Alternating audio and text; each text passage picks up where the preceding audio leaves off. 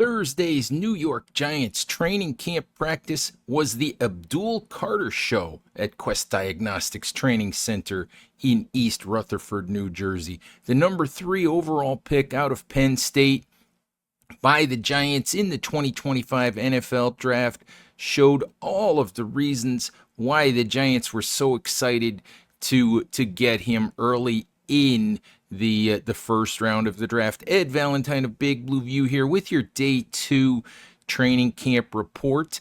And as I said, this was the Abdul Carter Show. Carter, we saw line up all across the front 7. We saw him line up as a stand-up edge. We saw him line up as a defensive end with his hand in the ground on both sides. We saw him line up inside at defensive tackle with his hand in the ground next to Dexter Lawrence in a pass rushing situation. We also saw, as we saw Monday, some instances of Carter aligned standing up directly over center. And all of those things in varying degrees, proved to be successful on Thursday as Carter showed a variety of moves. His most dominant, most successful stretch came probably midway through practice, working with the second team, lined up at defensive end with his hand in the ground against Marcus Bowe, the 5th round pick who the Giants are using at right tackle and has been steadily at right tackle with the second group throughout most of the spring and also through the first couple days of training camp. On 3 successive reps, Carter absolutely dominated Bowe. On the first rep, he went outside of Bowe. He dipped the shoulder, did what looked like a little bit of a rip move, went around him and harassed Jackson Dart into making a really quick throw. On the second play, and again, this is in shorts and t-shirts without pads, so you can't use as much physicality on either side of the ball as you might like to, if you're in full pads and going full out in a practice. But on the second rep, Carter basically bull rushed Bowe, walked him back into Dart, forced an incompletion. On the third rep, he went outside Bowe again, readjusted his route when Dart tried to escape the pocket, chased him out of the pocket, and again forced an incompletion. And if you want a little sample of the Abdul Carter effect when it's not Carter making the play, on the very next play, the 4th snap of that sequence, Carter, from his defensive end spot, went inside. The Giants sent a corner blitz behind Carter, and cornerback Nick Jones was untouched, basically walking to Dart for a play-stopping sack. So quite the sequence, quite the exciting little moment of training camp on Thursday for the Giants and the fans who were in attendance at Quest Diagnostics. We also saw Carter, as I said, aligned, with the first team some. And there was a play where Carter basically walked John Michael Schmitz backward into the lap of Russell Wilson. And, there's videos making the rounds of Schmitz, being knocked off balance and basically falling into the backfield. Now, I don't know if that was all Carter or if as Carter walked him back, it looked like Schmitz might have gotten his feet tangled up with another blocker. But still impressive, for Carter to walk the Giants starting center back into the backfield like that. We saw so many of the ways that the Giants might intend to use Carter on Thursday. And, everything that we saw is something to be excited about as we look forward to finding out just how good this Giants front seven and just how good this pass rush was supposed to be, or is supposed to be, or will be. And, defensive line coach Andre Patterson told us in the spring that Carter was unique because of his ability to use such a variety of pass rushing moves, to read the offensive tackle, to be able to see how the tackle, how the blocker in front of him is set up, and take advantage of that. And I think in that sequence against Bo, I think that my only semi-educated eye, my eye that doesn't know nearly as much about pass rush as Andre Patterson, I think we saw an example of the variety of ways that Carter has to attack the blockers in front of him. A lot to be excited about there, Giants fans. So, cross your fingers. Hope that Carter stays healthy. Hope that all of the Giants frontline guys on the defensive front seven stay healthy, because it could be quite a treat to watch those guys try to terrorize opposing quarterbacks. All right, speaking of quarterbacks, we of course have to give you your daily dose of Jackson Dart. Dart, 4 of 8 on the day. Did throw a touchdown pass on a fade to Jalen Hyatt.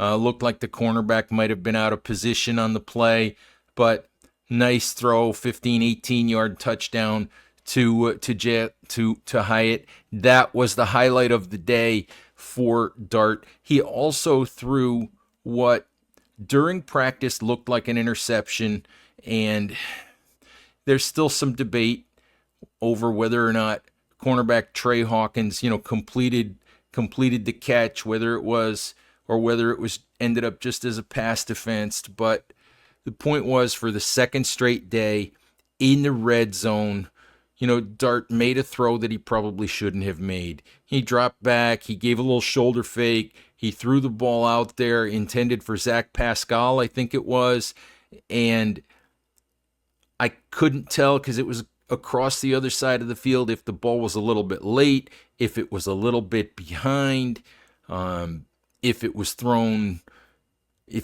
thrown with quite enough zip on it because Dart thought the receiver was wide open. But again, this is another, whether it ended up officially being an interception or not, another play that the young quarterback should learn from in terms of what he can complete, what he can't complete, how quickly he has to deliver the ball, where he has to deliver the ball.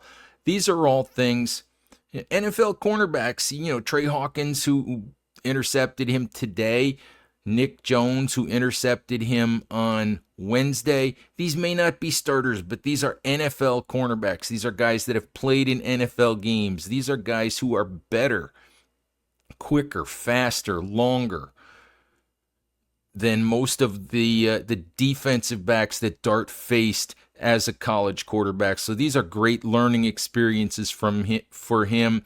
And obviously you hope that as time goes on, we see fewer and fewer of those sort of throws from Jackson Dart.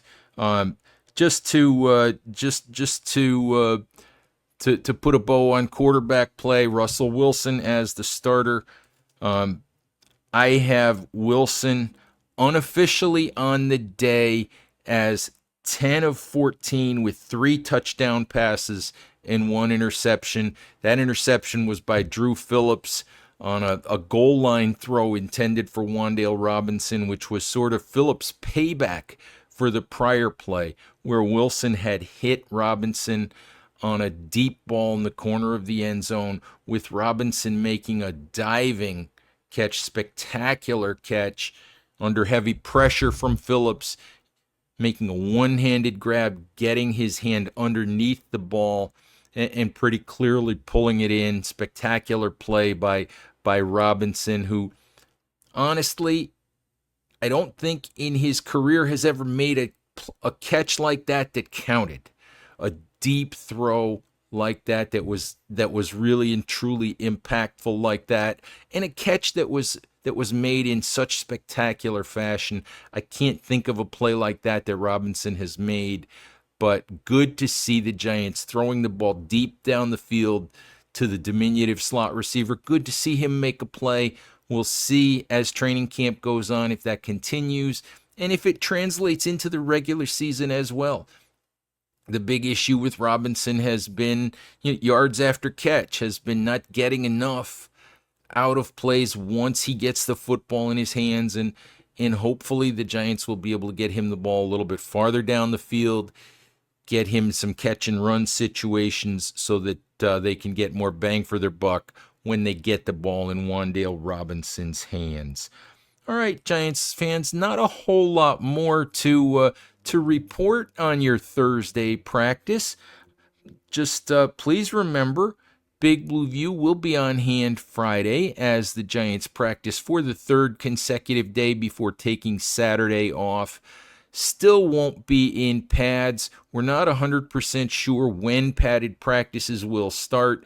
Brian Daboll has been kind of cryptic about that, saying only as soon as we can.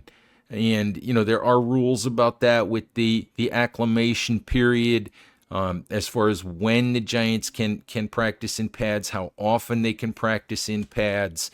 So we'll see. Might be Sunday, might be Monday when the Giants are in full pads for the first time. My guess at this point is that it's going to be on Monday. And whenever that is, Big Blue View will be on the case. We'll be on the scene, giving you, as we have been for the first couple of days, giving you our firsthand reports, news, analysis, opinions, whatever Giants coverage you need, we're trying to provide for you at Big Blue View. So please, in addition to checking out our show here on YouTube, please check out all of our written content as we get you ready for the 2025 NFL season. All right, please also remember to like, share, and subscribe to support the channel. And as always, please stay safe out there, take care of each other, and we'll talk to you soon. Bye-bye.